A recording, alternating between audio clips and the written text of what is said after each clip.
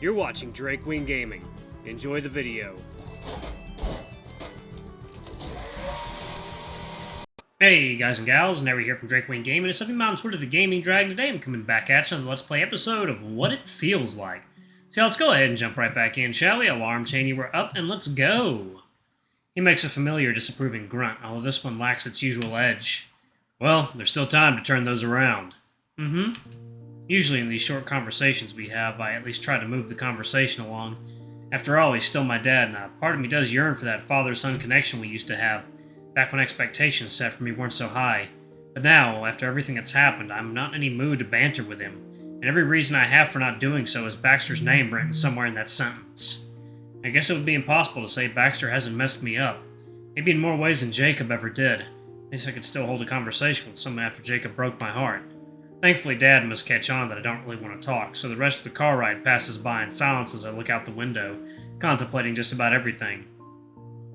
In 2 more days, Baxter will be back in town, on campus, in the same classroom as me. It pains me to think that we might have to verbally tell people we're broken up and all that would entail. People will gossip, as they tend to do. Who do you think did the dumping? Was it mutual? I never thought they'd last in the first place. And they'll pick sides. Whose side of the story they'll believe and who they'll sympathize with more. Thinking up some stupid excuse like we just didn't work out puts another knot in my stomach.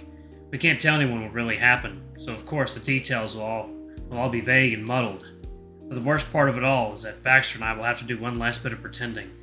Let's pretend we're complete strangers, sitting on opposite ends of a classroom, avoiding each other in the halls, playing dumb when someone mentions our names. It was so easy to pretend to love Baxter, now I'm tasked with the impossible. Pretend he now means nothing to me. I'm blinking back tears by the time we arrive at the inn, our pretty little lodge right by the ocean, an appropriate place for a wedding, I think. I rub my eyes, feigning fatigue, and let out a small sigh. Thanks. Yeah, call me if you need a ride back. I think I'll be staying with Lizzie and Wyatt tonight. The wedding ends pretty late. Ah, right. Well, call me to let you know that you got there safely. All right, I'll see you. I'm just about to open the door when he suddenly grabs my arm, but in a gentle, soft hold.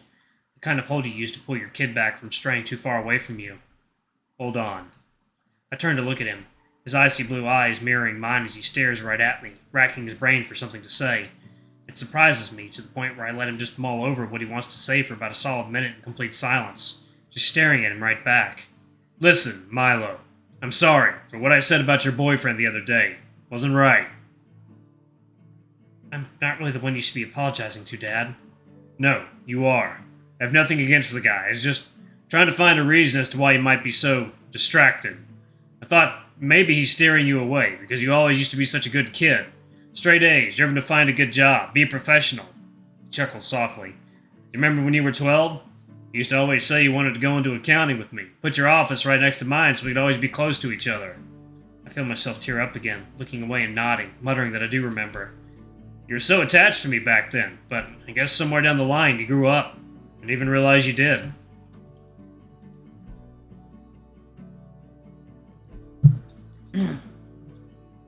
Now you've got new dreams, new people you've grown attached to.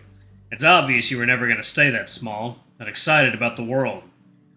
But I hate to think that I'm the one that's dimming that fire that's always been inside you. Mylo, I'm proud of you.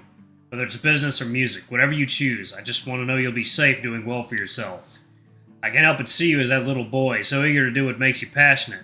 But I don't want you to live a life that'll put you through hardships, the way pursuing a career in music might do for you. But I know I can't control that, so I'll just have to let you do what you want to do. And whatever it is that you do, I'll know you'll always make us proud. Dad.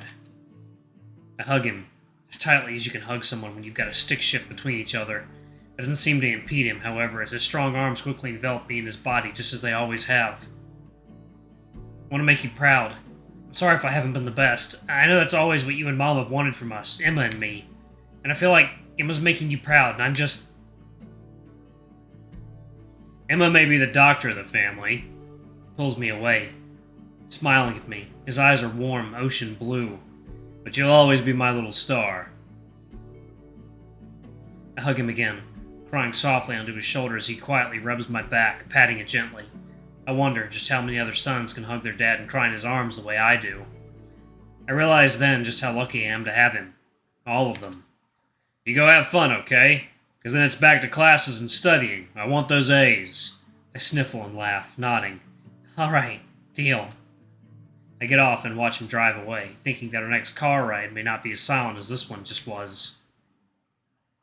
Entering the lodge makes me nervous, and I watch starstruck as people gather in small, incredibly well-dressed groups, raving amongst themselves. Everyone at this wedding is very attractive, with an air of sophistication to them that I never had seen in Ashland before.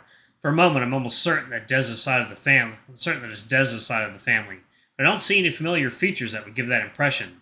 His wife must be beautiful, I think. I guess attractive people really do tend to marry each other.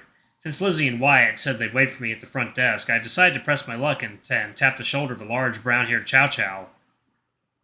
Excuse me, sir, have you seen a blonde hamster anywhere? She's about this tall, loves to eat... Mylo? Stop playing with me. Wyatt? I feign disbelief, as if this is the first time I've seen him in years, and a pair of slender arms grip my left, the smell of Lizzie's expensive perfume hitting my nose instantly. Doesn't he look handsome? I don't think I've ever seen his eyes. I always imagined they'd be green. Sorry to disappoint you. I wouldn't have brushed the hair aside, but Lizzie insisted. She whispered into my ear, covering her mouth so Wyatt doesn't see. I told him he wasn't getting any tonight unless he did. What a dog. Wyatt frowns, blushing. Stop telling people our business.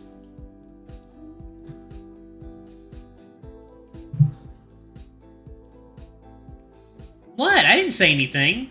You look good, by the way, Mylo. Very cute.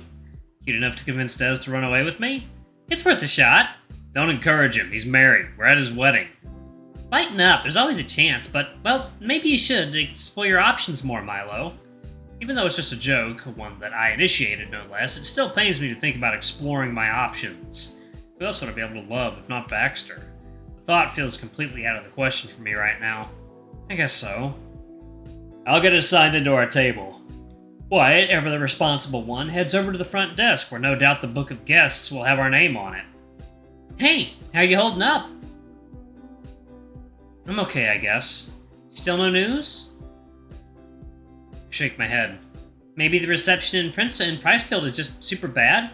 What if it really is a hillbilly town? I'm pretty sure he got my message. Right. Well, don't think about all that for now. Tonight, let's drink a bunch and dance to cheesy millennial pop music. Yeah, I'm excited. Hope the food is good. The bartender's paycheck? I wouldn't hold my breath. Bartender's paycheck, my ass. This place is dressed to the nines. It's the kind of wedding scene you'd see on a famous person's social media. White and gold drapes adorn the area that I can only describe as a ballroom. Flowers a similar shade of white have been neatly placed on each table, sprouting beautifully from their vases. And the food, much to my excitement, looks delicious. Despite being a catering service, everything looks very high-end, and I somehow feel a little out of place here. Whoa, is Des a secret millionaire? Maybe his wife is just stupid rich.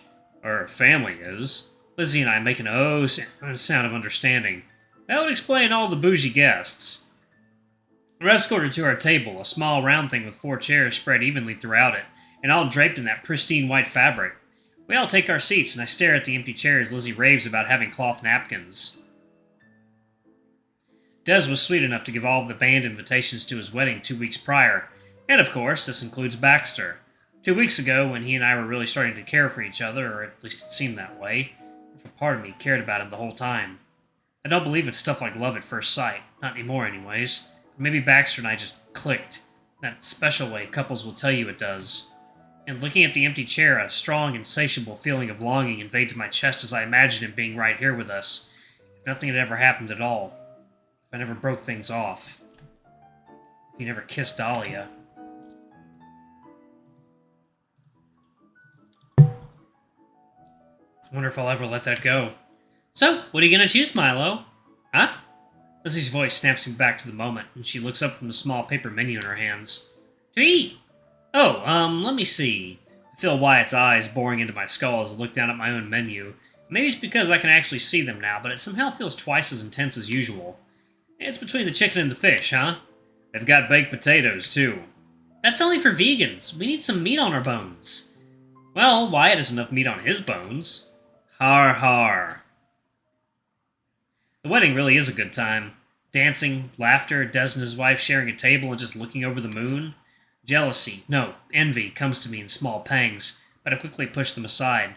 He seems incredibly happy, and that fills me with a sense of joy, too, even if it is just a vicarious feeling.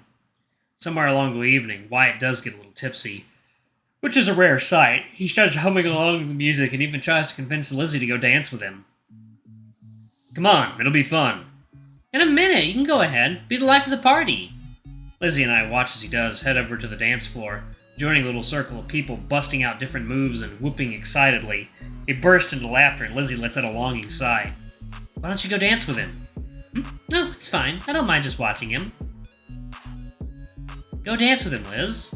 She looks at me, a bit surprised. I'll be fine. That wasn't why I was staying here. And go dance with your boyfriend.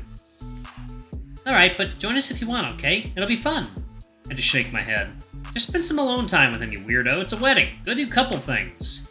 She hesitates one last time before she returns my smile and nods, leaning over to hug her face close to mine. If you do get lonely, come dance with us. Alright. She gives me one last squeeze before getting up and giddily hopping over to where Wyatt is on the dance floor, and he immediately wraps his big arms around her, swaying to the beat. The small pang of envy returns, but the bigger feeling of content fights to push it down. I can be happy for my friend, and still a little sad that I don't have what she has. Both can be true, I decide. After a bit of just watching people dance, I end up going inside the lodge to explore a bit. It's a very pretty place, homey and not too fancy, but just nice enough to feel classy simply being here. Somewhere in my search, however, a lone piano key catches my attention, the sound echoing through the corridors in stark contrast to the now muffled music coming from outside. Going a bit deeper into the lodge, I find it. A large waiting room with couches and a pool table. To the very end, a grand piano with a lonely player softly hitting his keys in an amateur way. I approach them, hoping my footsteps are loud enough that I'm not sneaking up on them. Hey. You came. Aww. Stella looks over her shoulder at the sound of my voice, giving me a solemn smile. Hey, Mylo. Did the sound of someone playing the piano so awfully make your musician sense tingle? You could say that. I sit down next to her, slowly and carefully so not accidentally sit on her dress. Why aren't you at the party? I didn't even know you were here. I wasn't going to come at first. She plays another key, absent-mindedly. But I wouldn't forget myself if I didn't at least show up to say congratulations. He's my brother, after all. Alright, y'all, I'm going to pause it right there. Thank y'all so much for watching. Don't forget to like, comment, subscribe, ring that notification bell, and check out our Patreon if you can. It always helps. Thank you to all of our lovely patrons. Anyway, I love you all, and I'll see y'all in the next video. Bye-bye!